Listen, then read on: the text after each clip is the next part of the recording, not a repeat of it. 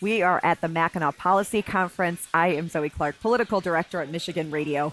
Manufacturing is the engine that drives Michigan's economy. And two folks helping to keep that engine going are Mary Buchzeiger, CEO of Lucerne International, and Jose Flores, CEO of Ancor Automotive. Hi, you two. Great. Hi. Thanks Appreciate for having you us. making the time. Yeah. Mary, I want to start with you. You made headlines recently acquiring Morgan Machining LLC. Explain why this is important for the state when it comes to Michigan's manufacturing economy. So historically, I've done most of my manufacturing offshore, and we're really working on localizing and bringing work back onshore. So this was a strategic acquisition for us.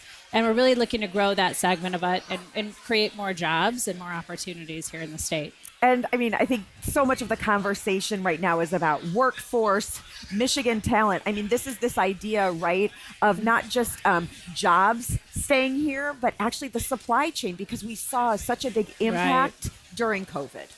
Yeah, I mean, the risks are, we've heard all the risks, right? And we've unfortunately, I think, both lived through all of those, the risks and all of the things that came along with it. But really what we want to do is not just worry about the supply chain and short term. I really want to build more jobs and create a future for people here. We're actually tapping into the Going Pro Talent Fund right now to actually help bolster our labor market and start really creating those jobs from the ground up right now. Jose, you are growing and looking into the future as well. Tell me about the new software innovation hub of yours.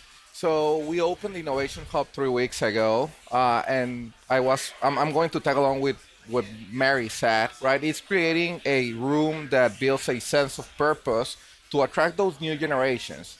Because between millennials is 35% of our working force right now, and Gen Zs are 5%. So 40% of the working force are new generations that are looking for something dynamic and something different.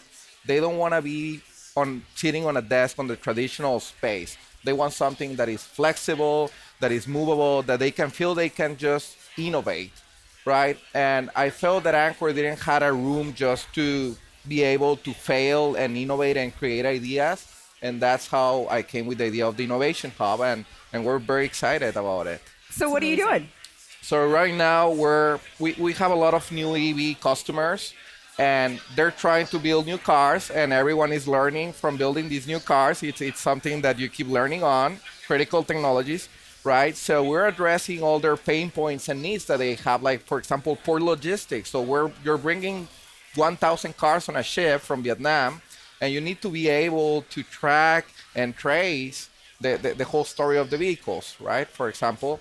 And then the other brainchild baby that we're working on is the battery passport. Is how do you track raw material and the battery from cradle to grave? Like, when was the battery born? How many cycles? How many changes? So I think it's critical information because battery now plays a huge role in the vehicle, right? It's part of the vehicle. We were discussing yesterday that even one car has the battery as the floor of the car, right? Part of the chassis. So that battery passport will help us understand and get that inside information from the battery, which is critical now. It's so brilliant, too. I think as business leaders, it's our responsibility to step up. And what you've done, I think, is absolutely amazing because we sit in rooms like this all the time and we talk about our labor issues and our education system. And it's a lot of talk. But to see, people like you stepping up and actually doing something about it and putting action behind your words, I think it's just an amazing step that you've taken. Thank you. It's wonderful to hear. And as you know, we are at this conference, more than 1,000 folks who are thinking about this, determined to make change. I'm curious, though, for the 362 days of the rest of the year, are the right folks hearing this message and the stakeholders at the table to realize that this is the future of Michigan? It's sort of like get on board or get left behind. Mary, I'll start with you. I really hope so. We're both part of Mich Auto. And I think that Mich Auto and Glenn Stevens and the work that even the chamber does really gets that message out. We've recently formed an auto caucus here in Michigan, and we're trying to drive those messages home all the time. And it is important not just to have this conversation, like you said, once a year, because that doesn't do us any good, but continually be on the, on speaking about it and being on the front lines, making sure that our policies are changing, action is being put into place to help our economy grow and to help us really get that talent in place. Yeah, and this is our convening spot. So we align our strategies here, as Mary said, and the rest of the year is just about executing. And we were Yeah. talking about it yesterday. Right now, talent is an issue. We know what to do. We know the toolboxes that the government is providing to us, like the R&D tax credit. And then it's just a matter of executing and keep talking about it. Right. One of the things, Matt Elliott, of course, the chair of the conference this year, he's talking a lot about not just, what success will look like, but like actually measurable results to know that you've met your goal. Mary, let me start with you. What would success look like in this space?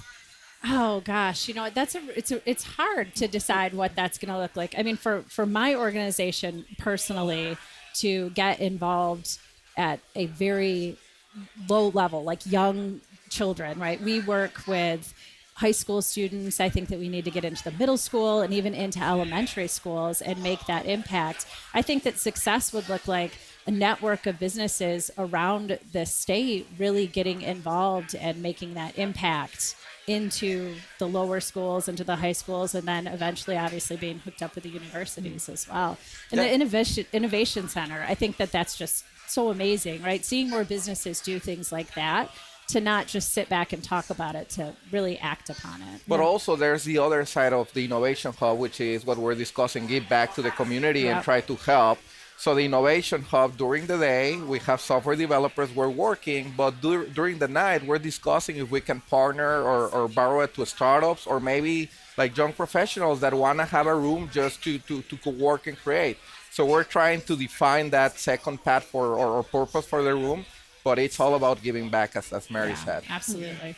I'm curious, again, we're talking about results driven. We're also talking about this idea of the yes and instead of either or. What does sort of a yes and approach look like for you in workforce development in this space? I think for the and approach, which I'm a huge fan of it, is in the past we used to say one or the other, right?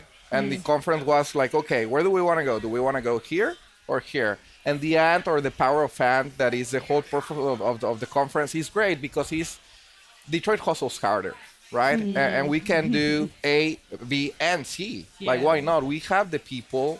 We're aligned. We are a very powerful group of executives that are aiming towards the same direction. So why don't we tackle our pain points that we already know which ones they are, right? Because that's the first step, like knowing what's our pain points. And I think we understand as executives very well those pain points, but it's just a matter of tackling as a group and say like, okay, let's do A, B, C, and D. Why not, right? Right. Diving in full force. Absolutely. Mary, Jose, thank you so much for the time.